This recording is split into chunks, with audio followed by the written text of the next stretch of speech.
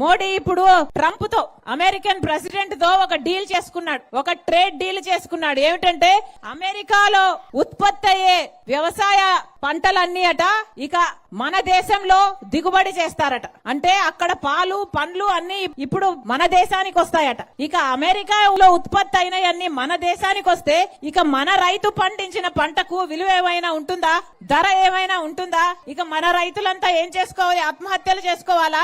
మోడీ ఇంత అన్యాయం చేస్తున్నా చంద్రబాబు గారు మాట్లాడుతున్నారా, జగన్మోహన్ రెడ్డి గారు మాట్లాడుతున్నారా?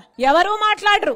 ఎందుకంటే ఎవరికైనా వాళ్ళ స్వార్థ రాజకీయాలే కావాలి. ఎందుకంటే అందరూ బాబు, జగన్, పవన్ అందరూ బీజేపీకి బినామీలే, అందరూ బీజేపీకి బానిసలే. అందుకే చెప్తున్నాం, కాంగ్రెస్ పార్టీ ఒక్కటే ప్రజల పక్షాన నిలబడింది. మేము ఇప్పుడే కాదు ప్రతి విషయంలోనూ ప్రజల పక్షాన నిలబడతాం, ప్రజల పక్షాన కొట్లాడతాం. కానీ మీరు కూడా కాంగ్రెస్ పార్టీని ఆదరించాలి.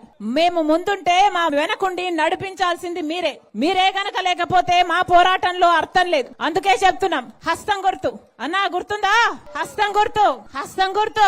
అవును, ఈ గుర్తు మళ్ళీ మీ గుండెల్లో ఉండాలి. ఈ గుర్తు మీద మళ్ళీ మీరు ఓటు వేయాలి. ప్రభుత్వం మారితేనే, కాంగ్రెస్ పార్టీ అధికారంలోకి వస్తేనే మనకు ప్రత్యేక హోదా వస్తుంది, మనకు రాజధాని వస్తుంది.